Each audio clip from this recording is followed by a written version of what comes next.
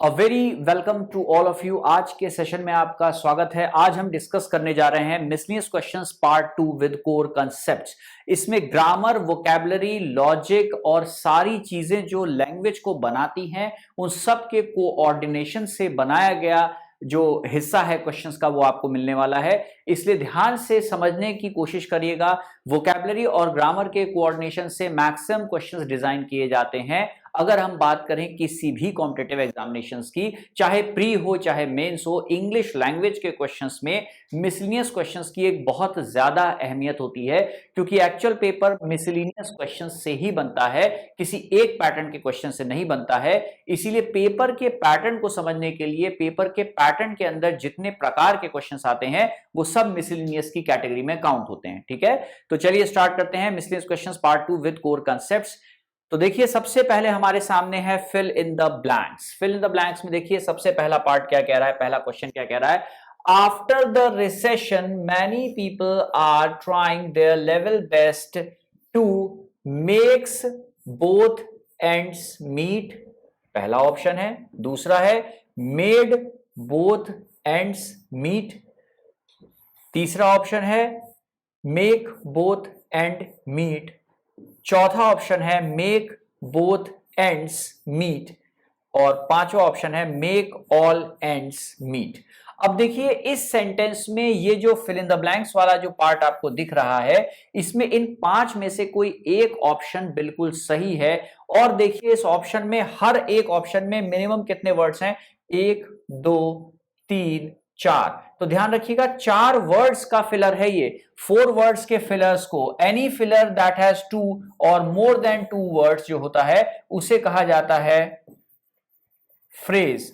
तो एक्चुअल में आपको ये जितने भी वर्ड्स दिख रहे हैं ये सब के सब फ्रेज की कैटेगरी में काउंट होंगे। ठीक है, ध्यान रखिएगा 2 या 2 से ज्यादा वर्ड्स अगर किसी जगह पर आए और एक पर्टिकुलर मीनिंग को अंजाम दें तो उन्हें फ्रेज की कैटेगरी में रखा जाता है।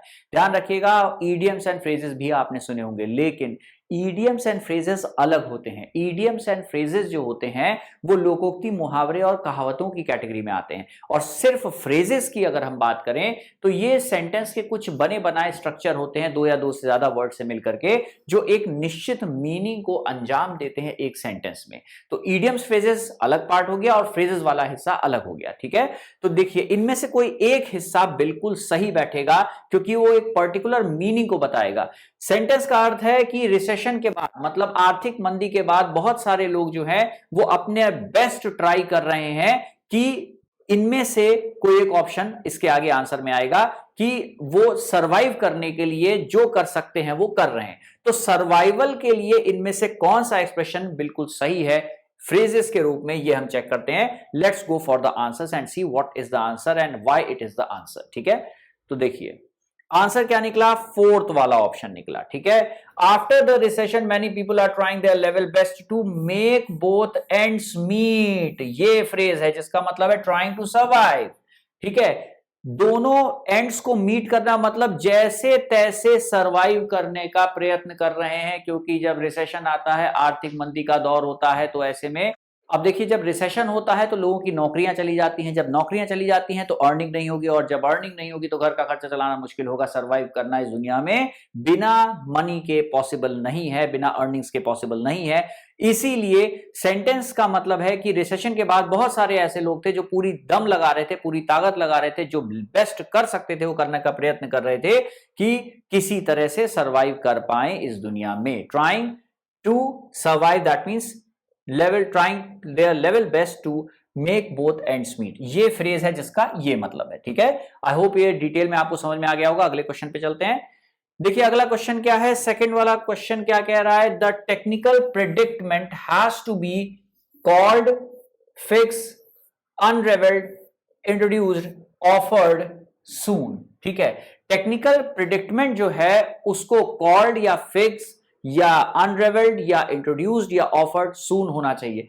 अब यहां पर प्रिडिक्टमेंट जो वर्ड का मीनिंग होगा वो जानना बहुत जरूरी है, क्योंकि अगर शब्द का अर्थ ही नहीं पता है तो फिर आगे और कुछ कह पाना पॉसिबल नहीं है। ठीक है, तो देखिए टेक्निकल प्रेडिक्टमेंट में प्रिडिक्टमेंट जो वर्ड है, प्रिडिक्टमेंट वर्ड का मतलब नॉर्मली समस्या या डिफिकल्टी या प्रॉब्लम से लगाया जा सकता है ठीक है, तो अब मैंने आपको एक हिंट दे दिया है, इसके बेस पर हम आंसर को डिसाइड करते हैं। Let's go for the answer and check it out कि क्या आंसर हो सकता है। तो देखिए आंसर क्या निकला कि द टेक्निकल प्रिडिक्टमेंट मतलब टेक्निकल प्रॉब्लम या अ डिफिकल्ट या अनप्लेजिंग या आप कह सकते हैं एम्बैरेसिंग सिचुएशन या डेड ब्लॉक जिसमें आगे बढ़ने की कोई पॉसिबिलिटी ना हो, ऐसी जगह ऐसी स्थिति में आप पहुंच जाएं कि ना तो आप आगे जा पाए ना वापस बैक हो पाए, तो ऐसी सिचुएशन को भी प्रिडिक्टमेंट कहा जाता है। तो टेक्निकल प्रॉब्लम या डिफिकल्टी या डेड ब्लॉक जो था उसको जल्दी ही अनरेवेल्ड करना जरूरी है, मतलब इन्वेस्टिगेट करना और सॉल्व करना या एक्सप्लेन करना जरूरी है, क्योंकि अनरेवेल्ड का मतलब होता है इन्वेस्टिगेट करना, ऑब्जर्व करना, सॉल्व करना, उसे प्रॉब्लम को रिजॉल्व करना और उसे पूरी तरीके से सही से डील करके खत्म करना। तो यहां पर अनरिवेल्ड वर्ड इसलिए भी आएगा क्योंकि हैज टू बी के बाद वर्ब का थर्ड फॉर्म ही आता है। अब देखिए एक्चुअल में आप कहना चाह रहे हैं टेक्निकल प्रिडिक्टमेंट डेडलॉक या सिचुएशन जो खराब है या डिफिकल्ट या प्रॉब्लम जो है डिफिकल्टी जो है उसको सुलझाना जल्दी ही जल्दी जितनी जल्दी हो सके उतना जरूरी है। तो फिक्स्ड प्रॉब्लम को फिक्स भी किया जाता है, लेकिन यहां पर ईडी मिसिंग है क्योंकि हैज टू बी के बाद जो भी वर्ब आएगा वो थर्ड फॉर्म में होगा मेन वर्ब, और ये थर्ड फॉर्म में नहीं है। मीनिंग तो ये है लेकिन ग्रामेटिकली ये सही नहीं है और ये ईडी फॉर्म में पास्ट में है, इसलिए ये सबसे बढ़िया आंसर मीनिंग के बेस पर बन गया। यहां पर इंट्रोड्यूस और ऑफर्ड का कोई मतलब निकल ही नहीं रहा क्योंकि समस्या को सुलझाने की बात का जिक्र किया गया है। ठीक है, तो आई होप यहां तक समझ में आ गया होगा। चलिए नेक्स्ट क्वेश्चन पे चलते हैं। इसके बाद let's see what we have in the next question. Question number 3 देखिए क्या कह रहा है। A variety of different data sources have been compiled by our experts to dash the maps, erase the maps, like the maps, express the maps या contour the maps या made the maps। अब देखिए a variety of data sources जो हैं उनको जो sources हैं उनको जो है कंपाइल किया गया हमारे एक्सपर्ट के द्वारा टू इरेज करने के लिए मैप्स को, लाइक या एक्सप्रेस या कॉन्टोर या मेड करने के लिए। ठीक है, अब देखिए यहां पर वर्ड जो है कॉन्टोर, इसका मीनिंग क्लियर नहीं है, इसीलिए आंसर का डिसीजन लेना इसी के ऊपर निर्धारित है। ठीक है, अच्छा एक बात ध्यान रखिएगा कि मैप्स के लिए आप यूज एक्सप्रेस वर्ड नहीं करते हैं, एक्सप्रेस आप अपने इमोशंस और बातों को करते हैं। लाइक करना मैप्स को बहुत अच्छा मीनिंग नहीं बैठेगा, इरेज करना हो सकता है लेकिन ये सेंटेंस के मीनिंग के बेस पर बहुत अच्छा नहीं बैठ रहा है क्योंकि यहां कंपाइल्ड वर्ड यूज किया गया है। मतलब किसी चीज को जो है मिला करके, कंपाइल्ड का मतलब यह होता है कि जैसे रिपोर्ट है, डेटा है, इनको कंपाइल किया जाता है, इसे प्रॉपरली असॉर्ट किया जाता है, ऑर्डर में लगाया जाता है, व्यवस्थित किया जाता है, जिसको इंग्लिश में कंपाइल करना कहते हैं। ठीक है, तो चलिए इस बेस पे देखते हैं आंसर क्या है।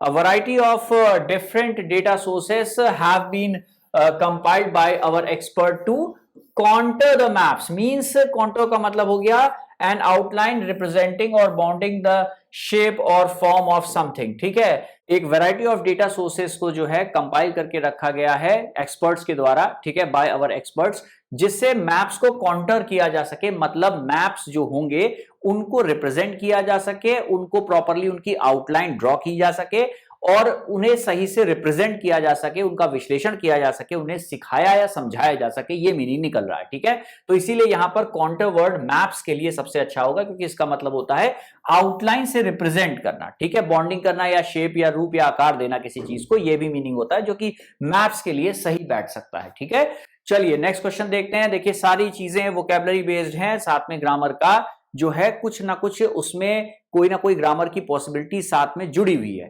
क्वेश्चन 4 क्या कहता है, एट वर्क अवर काम approach helps you dash your opponents, reduce your opponents, fail या आउटशाइन योर ओपोनेंट्स या सक्सीड या वन योर ओपोनेंट्स।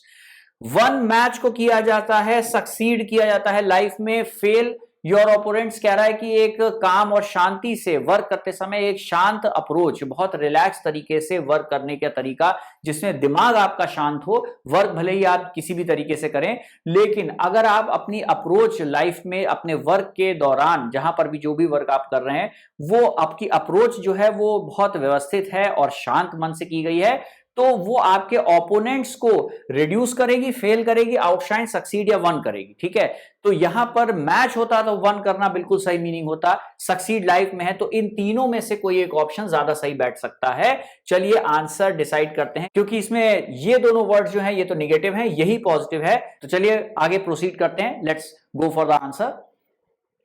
तो देखिए यहां पर आंसर क्या निकला, आउटशाइन निकला। ठीक है, शांति से सोची समझी तरीके से इंटेलिजेंट जो अप्रोच होती है वो आपके वर्क के दौरान आपके ओपोनेंट्स मतलब जो आपके प्रतिद्वंदी होते हैं उन्हें आउटशाइन करने में मदद करती है। आउटशाइन का मतलब क्या है, डिफीट करने में। Be much better than someone in a particular area, वो आउटशाइन कर सकते हैं, आप उनको हरा सकते हैं या उनको जो है उनके आगे निकल सकते हैं, उनसे बेहतर बन सकते हैं, ये मीनिंग निकल रहा है। ठीक है, आउटशाइन करना ओपोनेंट्स को मतलब प्रतिद्वंदियों को हरा देना, पीछे छोड़ देना है, पछाड़ देना, ये मीनिंग निकलेगा, जो यहां बिल्कुल सही बैठ रहा है। ठीक है, चलिए नेक्स्ट क्वेश्चन पे चलते हैं। इसके बाद लेट्स सी फिफ्थ क्वेश्चन जो है, देखिए यहां पर क्या है, ये भी एक फिलर है। देखिए क्या कह रहा है, A UN report estimates that the percentage of urban residents in India would be 52.8, while Delhi would dash की जगह पे dominated term pass या got pass या edge pass Tokyo as the world's most populous city by 2028। कह रहा है UN की, United Nations की एक रिपोर्ट ने एस्टिमेट लगाया, अंदाजा लगाया कि परसेंटेज जो अर्बन रेजिडेंट्स की इंडिया में है वो 52.8 कुछ परसेंटेज निकाली होगी उन्होंने रिपोर्ट के दौरान, ये पहुंच जाएगी। जबकि दिल्ली जो है, दिल्ली के लिए कहा गया है कि वो जो टोक्यो है उसको हरा देगा और वर्ल्ड के सबसे पॉपुलस, सबसे ज्यादा पॉपुलेटेड सिटी के रूप में उभर के आएगा 2028 तक। ठीक है, अब यहां पर डोमिनेट कर लेगा, वुड डोमिनेटेड, वुड के साथ वर्ब का फर्स्ट फॉर्म रखता है, ये ध्यान रखिएगा।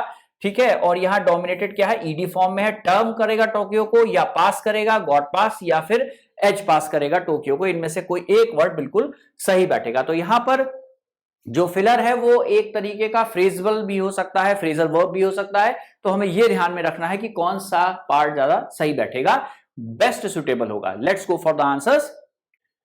देखिए आंसर क्या निकला, दैट इज एज पास कर देगा। एज पास का मतलब क्या है, एज पास का मतलब है to beat someone in something such as competition और इलेक्शन बाय स्मॉल अमाउंट। ठीक है, इसका कहने का मतलब है कि एज पास का मतलब है दिल्ली पॉपुलेशन के मुकाबले में 2028 तक टोक्यो जैसे शहर को जो है पीछे छोड़ देगा, पछाड़ देगा, एज पास कर देगा। दैट मींस बहुत स्मॉल अमाउंट से ही सही, लेकिन उसे सेकंड नंबर पे कर देगा और वर्ल्ड का सबसे ज्यादा पॉपुलर सिटी जो है वो दिल्ली बन जाने वाला है 2028 तक। ये मीनिंग निकल के आ रहा है। ठीक है, तो देखिए इसमें मीनिंग भी हम देख रहे हैं और ग्रामर भी देख रहे हैं। हमने ये भी बताया वुड के साथ वर्ब का फर्स्ट फॉर्म आएगा, इसमें नहीं है, वरना अगर ये वर्ब के फर्स्ट फॉर्म में होता तो डोमिनेट भी हो सकता था, लेकिन डोमिनेट व्यक्तियों के लिए यूज किया जाता है, शहरों के लिए नहीं। ठीक है, चलिए इसके बाद नेक्स्ट पे चलते हैं। अब देखिए नेक्स्ट क्वेश्चन क्या है, सिनोनिम्स हमें डिसाइड करने हैं किसके, इनडिस्क्रीट वर्ड है, इस इनडिस्क्रीट वर्ड का सबसे अच्छा पर्यायवाची क्या होगा ये हमें डिसाइड करना है। देखिए लॉजिकल है, केयरफुल है, इंटेलिजेंट है, वाइज है और अनवाइज है, इनमें से एक वर्ड इनडिस्क्रीट वर्ड का सबसे अच्छा जो है पर्यायवाची होगा। ध्यान रखिएगा डिस्क्रीट वर्ड जो है इसके पहले जो है इन लगा दिया गया है, मतलब ओरिजिनल वर्ड जो है वो डिस्क्रीट है। डिस्क्रीट का मतलब जनरली समझदार होने से लगाया जाता है, तो इनडिस्क्रीट का मतलब जो है उसका उल्टा होना चाहिए। ठीक है, मैंने आपको हिंट दे दिया है। लॉजिकल मतलब जो तर्कसंगत हो, केयरफुल समझदारी से, इंटेलिजेंट आप जानते हैं। वाइज का मतलब होता है डिसीजन सही लेने की पावर, जिसके लिए इंटेलिजेंट होना इंपॉर्टेंट है। और अनवाइज वाइज का उल्टा है, जिसका मतलब है बेवकूफ, या आप कह सकते हैं अनवाइज का मतलब जिसके अंदर सही डिसीजन लेने की समझ ना हो, उसे हम कहते हैं अनवाइज। ठीक है, तो अब सबके मीनिंग आपके सामने है, let's go for the answers. तो देखिए आंसर क्या निकला, इनडिस्क्रीट का मतलब क्या होता है, अनवाइज या हैविंग, शोइंग और proceeding from too great readiness to reveal things that should remain private और सीक्रेट। इसके दो मतलब होते हैं। पहला तो अनवाइज मतलब समझदारी ना होना, इनडिस्क्रीट होना कहलाता है। साथ में इसका एक मतलब और निकल सकता है कि जो है proceeding from too great readiness, बहुत ज्यादा रेडीनेस ना होना कि किसी बात को प्राइवेट है उसको हम रिवील करें, इस तरीके सीक्रेट को रिवील करें, इस तरीके का मीनिंग भी इसका होता है। लेकिन बेसिक मीनिंग इसका अनवाइज है, क्योंकि डिस्क्रीट वर्ड देखिए रेफरेंस में क्या दिया, डिस्क्रीट का मतलब होता है समझदार होना, केयरफुल होना, वाइज होना, कॉशियस होना, सतर्क होना। तो ऑपोजिट क्या हो गया? सतर्क ना होना और जल्दबाजी में डिसीजन लेना, बेवकूफ होना या दिमाग का तेज ना होना। तो इसीलिए अनवाइज इसका सबसे अच्छा सिनोनिम होगा। अगर यहां डिस्क्रीट लिखा होता तो वाइज सिनोनिम होता, इनडिस्क्रीट लिखा है इसलिए अनवाइज इसका सबसे अच्छा पर्यायवाची बन गया यहां पर। ठीक है, चलिए आंसर आई होप आपको समझ में आ गया होगा। अब आते हैं हम नेक्स्ट पार्ट पे, दैट इज क्लोज टेस्ट या पैसेज कंप्लीशन। ठीक है, ये देखिए पैसेज है और सारे वर्ड्स इस टेक्निकल पॉइंट से आधारित हैं, उससे रिलेटेड हैं, यही हमको ध्यान में रखते हुए आंसर को डिसाइड करना होगा। देखिए जस्टिस से रिलेटेड है passage. Justice delayed is justice refused, offended, reduced, error या denied, is rightly the present area, field, order, level या scenario of India. Justice though is difficult to explain, work, define, announce या present, but it can be said that it varies according to situations and persons. Since we live in a democratic country like India where people are governed by the system, laws या people या politician या government of the country. अब देखिए sentence कह रहा है कि justice का देर से मिलना, डिले होना, वो जस्टिस का रिफ्यूज्ड है या ऑफेंडेड है या रिड्यूस्ड है या एरर या डिनाइड है। ठीक है, और साथ में कह रहा है कि राइटली, ये एक राइटली, ये आजकल जो दिख रहा है सिनेरियो, जो एरिया दिख रहा है, जो फील्ड दिख रहा है, जो लेवल दिख रहा है, जो ऑर्डर दिख रहा है इंडिया का, उसमें ये चीज बहुत सामने आ रही है कि जस्टिस टाइमली, न्याय लोगों को नहीं मिल पा रहा है। अब देखिए यहां कह रहा है कि जस्टिस दो इज डिफिकल्ट, वो तो ऐसे अगर कहा जाए, अगर दूसरे रूप में कहा जाए तो ये कह सकते हैं कि जस्टिस को एक तरह से देखा जाए कि उसे डिफिकल्ट होता है एक्सप्लेन करना, वर्क, डिफाइन, अनाउंस या प्रेजेंट करना, but it can be said, लेकिन ये कहा जा सकता है कि ये वेरी करता है। वेरी करता है मतलब इसके अलग अलग पॉसिबिलिटीज हो सकती हैं सिचुएशंस के हिसाब से और पर्सन्स के हिसाब से, कि जस्टिस, न्याय भी अलग अलग तरीके का हो सकता है। क्योंकि सिंस का मतलब है क्योंकि, हम यहां पर सेंस बन रहा है, हम एक डेमोक्रेटिक प्रजातंत्र वाली कंट्री में रहते हैं, इंडिया की तरह एक ऐसी कंट्री में रहते हैं जो कि प्रजातंत्र वाली कंट्री है, जहां प्रजातंत्र है। ठीक है, मतलब लोगों का राज है, लोगों के द्वारा गवर्नमेंट बनाई जाती है, चुनी जाती है, जहां पीपल गवर्न किए जाते हैं सिस्टम के द्वारा, लॉज के द्वारा, पीपल, पॉलिटिशियंस या गवर्नमेंट के द्वारा। ठीक है, अब यहां पर देखिए ये जो ऑप्शंस है इनमें सबसे अच्छा ऑप्शन वही होगा जो ग्रामर, लॉजिक, वोकेबलरी और रिदम के हिसाब से पैसेज में मैच करेगा। चलिए आगे चलते हैं, इसका बचा हुआ पार्ट भी देख लेते हैं। It is very important to deliver या प्रेजेंट या प्रोवाइड या मैनेज या डिस्प्ले जस्टिस ऑन टाइम। समय से न्याय मिले ये बहुत ज्यादा जरूरी है। To the victims to prevent the failure of justice, उन लोगों को जिन लोगों के साथ बुरा हुआ है, जिन लोगों के साथ गलत हुआ है, अन्याय हुआ है, उनको न्याय समय से मिले ये बहुत जरूरी है, जिससे न्याय जो है वो फेल ना हो जाए, जस्टिस का फेलियर ना हो जाए। इस वजह से ये जरूरी है कि टाइमली उनको न्याय मिल जाए। It is rightly called the shield of innocence and the guardian of civil right. ये सच में कहा गया है कि शील्ड है इनोसेंस की और जो गार्जियन है सिविल राइट का, जस्टिस की, समय से वो मिले। दिस इज सो बिकॉज, ये इसलिए है क्योंकि मार्टिन लूथर ने कहा था कि injustice anywhere is a problem for, way for, threat to या lethal to danger justice everywhere. Martin Luther King, जिसे वर्ल्ड के सबसे ज्यादा न्यायप्रिय राजाओं के रूप में माना जाता है, उस व्यक्ति के द्वारा कहा गया था कि इनजस्टिस मतलब अन्याय कहीं भी अगर दुनिया में है तो वो एक प्रॉब्लम है, एक रास्ता है, एक नुकसान वाली बात है, या एक तरीके की खतरनाक बात है, या बहुत बड़ी थ्रेट है, या लीथल है, डेडली है, या डेंजर है जस्टिस के लिए। ठीक है, तो यहां तो जो सेइंग में लिखा होगा वही आंसर होगा। A very recent survey in India shows that there are approximately 3.2 crore cases pending in high and lower courts, which means that there is no meaning for justice.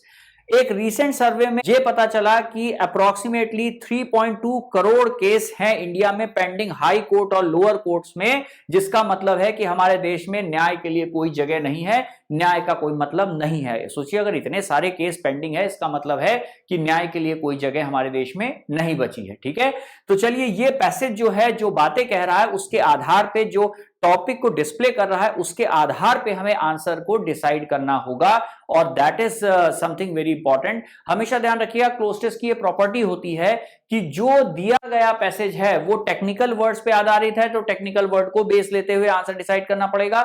अगर वो जनरल किसी word पर आधारित है तो general words को लेते हुए आंसर को डिसाइड करना होगा। सारी चीजें जो होती हैं वो डिपेंडेंट होती हैं कि पैसेज में बेसिकली क्या कहा जा रहा है, ठीक है, ये बेस होता है यहां पर। चलिए इसके बाद देखते हैं, आई होप यहां तक समझ में आ गया होगा। अब आगे चलते हैं, इसके आंसर एक्सप्लेनेशन की तरफ जाते हैं। लेट्स सी कि आंसर एक्सप्लेनेशन क्या बन रहा है। तो चलिए इसके बाद आंसर एक्सप्लेनेशन देखते हैं। Let's go for the answer explanation and see कि क्यों आंसर है और कैसे आंसर है। तो देखिए आंसर एक्सप्लेनेशन वाला पार्ट क्या आता है, जस्टिस डिलेड इज जस्टिस, तो यहां डिनाइड आएगा। क्यों? क्योंकि यह भी वर्ल्ड की एक बहुत पॉपुलर सेइंग है कि देर से अगर न्याय मिला तो न्याय मिलना ना मिलना बराबर होता है। मतलब देर से मिला न्याय, मान लीजिए किसी व्यक्ति के साथ कुछ गलत हुआ, उसने न्याय की गुहार लगाई और कोर्ट में गया केस, और उस व्यक्ति को न्याय मिलने में इतना देर हो जाए कि वो व्यक्ति ही दुनिया में ना रहे, तो फिर न्याय मिलना ना मिलने की कोई मतलब नहीं है। इसीलिए व्यक्ति को न्याय उसके रहते मिलना जरूरी है, इसीलिए justice delayed is justice deny कहा जाता है। ये वर्ल्ड की सबसे बड़ी सेइंग्स में से एक है, और यहां डिनाइड के अलावा और कोई वर्ड नहीं आएगा। ध्यान रखिएगा, कई बार क्लोज टेस्ट में कई वर्ड्स जो फिल इन द ब्लैंक्स में होते हैं वो ऐसे वर्ड्स होते हैं कि वो एक फ्रेज रख दिया जाता है, और फ्रेज की एक क्वालिटी होती है ये जैसा बन गया वैसा बन गया और इसे चेंज नहीं किया जा सकता है, क्योंकि justice delayed is justice denied एक बना बनाया फ्रेज है, एक लोकोक्ति मुहावरा और कहावत के रूप में वर्ल्ड में हर जगह एक्सेप्टेड है। इसलिए यहां पर इसकी जगह पे रिफ्यूज्ड है और ऑफेंडेड है। ऑफेंडेड का मतलब है किसी बात से मन मुटाव हो जाना, आप किसी से नाराज हैं तो ऑफेंडेड फील करते हैं। रिड्यूस्ड है या एरर है, इनमें से कोई भी आंसर सही नहीं बैठेगा। रिफ्यूज और डिनाई का एक अंतर मैं आपको बताना चाहूंगा। कोई ऑफर आपको दे रहा है, कोई जॉब का ऑफर दे रहा है, आप उसको एक्सेप्ट नहीं करते हैं उसकी बात को, तो आप उसे मना कर देते हैं, मतलब रिफ्यूज करते हैं। लेकिन तथ्यों को मानने से इनकार करते हैं तो आप उसे रिफ्यूज नहीं करेंगे, आप उसे करेंगे डिनाई। ठीक है, डिनाई का मतलब होता है किसी चीज को होना और उसके होते हुए उसको मानने से इनकार कर देना। सच को मानने से इनकार करना डिनाई करना होता है। ठीक है, ये डिफरेंस याद रखिएगा रिफ्यूज और डिनाई का। ऑफर को रिफ्यूज किया जाता है, फैक्ट को डिनाई किया जाता है। ठीक है, तो कहा गया है कि जस्टिस देर से मिलना जस्टिस ना मिलने के बराबर है। ये राइटली जो है प्रेजेंट सिचुएशन है इंडिया की, द प्रेजेंट सिनेरियो है इंडिया का, मतलब आजकल के हालात जो इंडिया में चल रहे हैं, हमारे देश में चल रहे हैं, वो हालातों के हिसाब से बिल्कुल सही बात कही गई है कि जस्टिस देर से मिलना ना मिलने के बराबर है। ये फील्ड नहीं है, एरिया नहीं है, ऑर्डर या लेवल नहीं है इंडिया का, ये सिनेरियो है, मतलब ताना बाना है इस समय हमारे देश का। ये हमारे देश का एक चलन बन गया है, ये पूरा एनवायरमेंट बन के रह गया है। ठीक है, जस्टिस दो इज डिफिकल्ट, वैसे तो जस्टिस को समझा पाना, न्याय को उसको इंटरप्रेट कर पाना, उसका विश्लेषण कर पाना बहुत मुश्किल होता है। इज डिफिकल्ट टू क्या करना, डिफाइन, क्योंकि ध्यान रखिएगा किसी चीज को एक्सप्लेन भी किया जाता है, लेकिन एक्सप्लेन करना इससे नहीं, एक्सप्लेन का मतलब है कि वो वर्क कैसे करता है, और जस्टिस को समझा पाना मुश्किल है, डिफाइन मतलब डिस्क्राइब कर पाना मुश्किल है। ठीक है, तो ध्यान रखिएगा, जो जैसे साइंस होता है सब्जेक्ट, तो साइंस में चीजों को आप एक्सप्लेन करते हैं। ठीक है, और अगर किसी को आप डिफाइन करते हैं कोई चीज, मतलब आप उसको अलग अलग हिस्सों में तोड़ करके एक एक हिस्सा उसका जो है समझाने का प्रयत्न करते हैं, उसकी डिटेल्स को देते हैं। तो यहां पर डिटेल चीजों के लिए डिफाइन वर्ड करना ज्यादा यूज करना अच्छा रहता है, और यहां पर एक्सप्लेन भी हो सकता था अगर साइंटिफिक फिनोमिना होता तो। ठीक है, तो दैट इज जस्टिस दो, वैसे तो जस्टिस को समझा पाने की बात करें, दैट इज डिफाइन कर पाना मुश्किल है, लेकिन यह कहा जा सकता है कि वो वेरी करता है, चेंज करता है सिचुएशन के और लोगों के अनुसार, न्याय की परिभाषा बदलती रहती है। तो यहां पर वर्क, अनाउंस और प्रेजेंट का कोई मतलब नहीं निकलेगा। यह भी अच्छा आंसर हो सकता था, हम ये नहीं कह रहे गलत है, ये ज्यादा बेहतर है क्योंकि इसमें ये वर्ड ज्यादा अच्छा मीनिंग बैठ रहा है। सिंस क्योंकि हम एक डेमोक्रेटिक कंट्री में रहते हैं जैसे कि इंडिया, जहां पर लोग गवर्न किए जाते हैं किसके द्वारा, लॉस के द्वारा, लॉ ऑफ द लैंड कहा जाता है, वही हमारे देश को चलाता है। पॉलिटिशियंस चलाते हैं ये कहना सही नहीं होगा, लोग चलाते हैं, सिस्टम चलाता है नहीं, जो लॉज चलाते हैं देश को, क्योंकि लॉज हमेशा फिक्स होते हैं। ठीक है भाई, लोग बदलेंगे, सिस्टम बदलेगा, गवर्नमेंट बदलेगी, पॉलिटिशियन बदलेगा, लेकिन रूल्स और रेगुलेशंस जो होते हैं, जो basic rule of the land होता है, वो नहीं बदलता। जैसे कोई अगर क्रिमिनल है तो उसे सजा मिलनी ही चाहिए। तो हम एक प्रजातंत्र वाले देश में रहते हैं, इंडिया में, जहां पर जो है रूल्स जो है, जो नियम कानून है, वही जो है देश को गवर्न करते हैं। भाई नियम कानून होने जरूरी है, क्योंकि नियम कानून जो होते हैं वो सबके लिए एक होते हैं, बनाए जाते हैं इसी बेस को लेकर के कि वो सबके लिए समान बातें हो, समान अधिकार हो। ठीक है, और समान सजा भी हो हर चीज के सेम सिचुएशन के लिए। ठीक है, तो देखिए यहां पर सबसे अच्छा जो मीनिंग बैठेगा वो लॉज बैठेगा। उसके बाद देखिए अगले पार्ट में क्या है कि ये इंपॉर्टेंट है to deliver justice on time, समय से जस्टिस दे दिया जाए, डिलीवर कर दिया जाए। ध्यान रखिएगा, जस्टिस टेक्निकल वर्ड है, इसलिए टेक्निकल वर्ड डिलीवर ज्यादा अच्छा है। प्रेजेंट, प्रोवाइड या मैनेज लोगों के लिए कहा जा सकता है, ऑर्गेनाइजेशन को मैनेज करते हैं, प्रोवाइड चीजों को करते हैं, प्रेजेंट करना, डिस्प्ले करना। डिस्प्ले करना का मतलब सामने प्रेजेंट करना, सामने रखना देखने के लिए। तो आप देखते हैं डिस्प्ले वर्ड का यूज होता है, विंडो शॉपिंग में बात होती है तब, या किसी मॉल में जाते हैं तो वहां कहते हैं भाई डिस्प्ले में हमने एक टी शर्ट देखी थी, बहुत पसंद आई हमको, तो डिस्प्ले वर्ड वहां सही है। यहां पर कह रहे हैं बहुत इंपॉर्टेंट है कि जस्टिस जो है वो डिलीवर टाइम से किया जाए उन विक्टिम्स को जो कि प्रेजेंट हैं, जाकि जस्टिस जो है, जो न्याय है उसका हनन ना हो, इसलिए टाइमली जिस व्यक्ति के साथ बुरा हुआ है उसे न्याय मिलना चाहिए। राइटली कहा गया है कि शील्ड ऑफ इनोसेंस है जस्टिस, और गार्डियन ऑफ सिविल राइट होता है जस्टिस। उसके बाद कहा है ये इसलिए बिकॉज क्योंकि मार्टिन लूथर जो था उसने कहा था कि कहीं भी दुनिया में अगर अन्याय हो रहा है तो ये एक बहुत बड़ा नुकसान है, थ्रेट है, ये डर है, या आप कह सकते हैं दुनिया में किसी भी जगह न्याय के लिए ये खतरा है। थ्रेट टू मींस खतरा है। किसी भी जगह दुनिया में अगर अन्याय होता है तो न्याय के लिए दुनिया की हर जगह पर ये एक शर्म की बात है और ये एक बहुत खतरे की बात है, क्योंकि कहीं एक जगह भी अगर अन्याय होता है तो पूरी दुनिया में हर जगह जस्टिस को वो चैलेंज करेगा, उसके लिए एक खतरा बन जाएगा और वो बढ़ता चला जाएगा। आगे जाने वाले समय में पूरी दुनिया से जस्टिस का नामो निशान मिटा देगा। इसलिए कहीं भी अन्याय न्याय के लिए एक बहुत बड़ा खतरा होता है। ठीक है, ये सेंटेंस कह रहा है। वेरी रिसेंट सर्वे इंडिया में जो हुआ था उसने बताया इतने करोड़ केस हैं जो हाई कोर्ट में और लोअर कोर्ट्स में अभी पेंडिंग है, जिसका मतलब है कि न्याय का कोई मतलब हमारे देश में नहीं है। ठीक है, तो देखिए इस पैसेज में सारी बातें जो रखी गई, वर्ड्स, मीनिंग्स और रिदम के अनुसार, ग्रामर के अनुसार, वो सारी चीजें अकॉर्डिंग टू द पैसेज थी, क्योंकि क्लोज टेस्ट और पैरा कंप्लीशन में ये बातें बहुत मुख्य होती हैं। ठीक है, आई होप आज के सेशन में आपको ये फ्रूटफुल चीजें समझ में आई हूं और आपके लिए एक बेहतर क्लोज टेस्ट को सॉल्व करने के लिए रास्ता इससे निकले। That would be all for today. Thank you and take care.